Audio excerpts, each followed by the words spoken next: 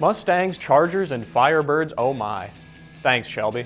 I'm here at the 9th Annual Sturgis Falls Classic Car Show, and this one looks like it may be the biggest yet, and it's attracted drivers from all over.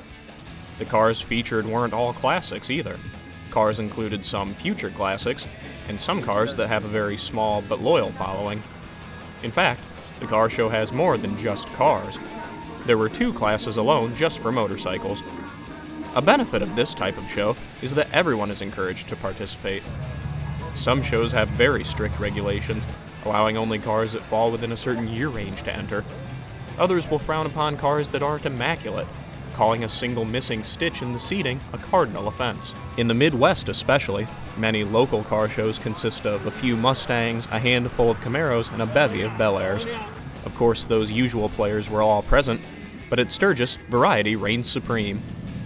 There are classes for Chevrolet, Ford, and Mopar.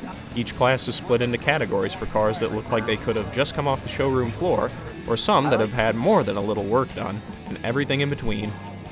There are classes for convertibles, trucks, Thunderbirds, foreign cars, works in progress, and many more. Newer vehicles are also encouraged to join, with several categories made just for more recently made cars. The day is about having fun and looking at some fantastic automobiles. Nothing more, nothing less. The show had a great turnout, with most of the categories being filled. Of course, some classes were more packed than others. While the 1968 and newer Corvettes came out in force, only 1 car showed up to compete in the vintage 1953 to 1967 class. As I walked around Policeman's Park, I noticed that there were some very rare birds in this year's show. One that immediately caught my eye was this 1986 Pontiac Grand Prix 2+2, one of only 1,200 or so ever built. The car is so rare that it's commonly mistaken for a Chevy Monte Carlo.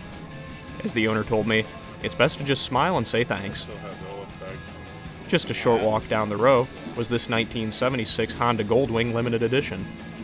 Around 3,400 were produced to celebrate the United States bicentennial, and a far smaller number have survived into 2015. I also came across a 1963 Avanti, a small sports car made with the dying breath of the Studebaker Corporation. As some of the accessories found on this car indicate, Studebaker owners are a dedicated, if small, group of enthusiasts. There were many other cars that were not quite as rare but equally as exciting.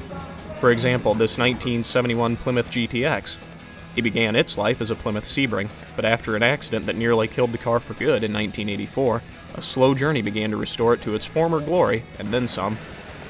This particular car has been meticulously restored using only factory-correct parts, even down to the nuts and bolts. Even the label on the master cylinder was tracked down and placed on the car to bring it to showroom condition. The car recently took top honors in its class at a show in Minnesota, and the owner came to Cedar Falls with high hopes.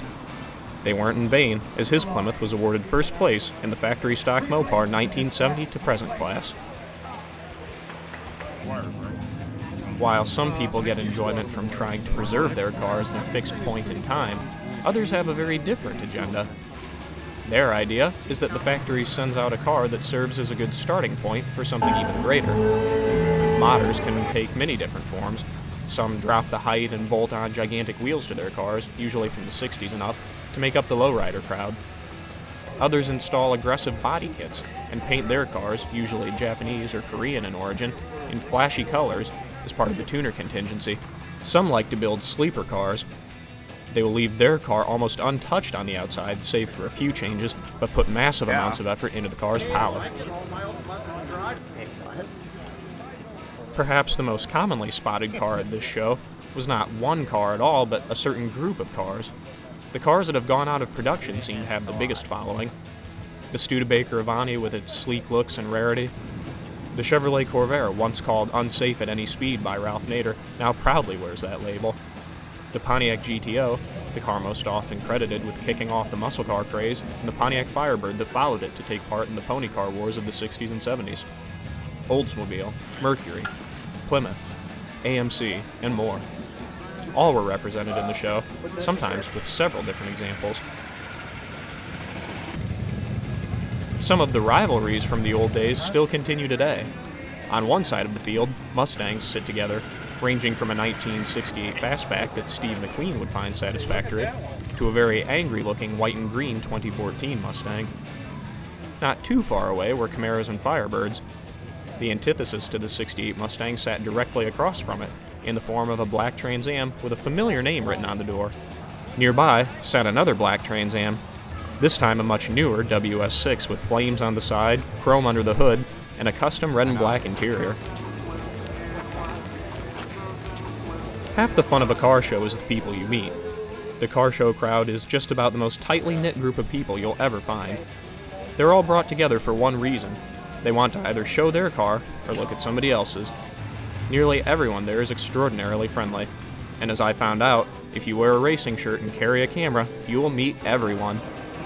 It's certainly worth taking the time to speak to the various owners who've gathered together. Maybe you've got a similar car or bike that you're trying to restore, but you just can't find that one last part you need to perfect your build. Maybe you're looking to buy a new vehicle, and they know where you can find one. Some owners are even looking to sell their cars, and you can start an impromptu inspection. Perhaps you aren't looking for anything more than a story. That's the easiest thing to find, and the hardest thing to forget. Every car and every driver has a story. It's what makes automobile ownership so exciting.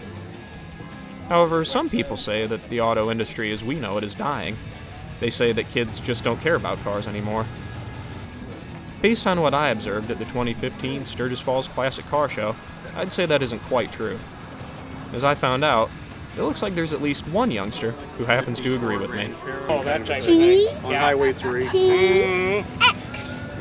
With your Sturgis Falls Car Show coverage, I'm Nathan Grieve.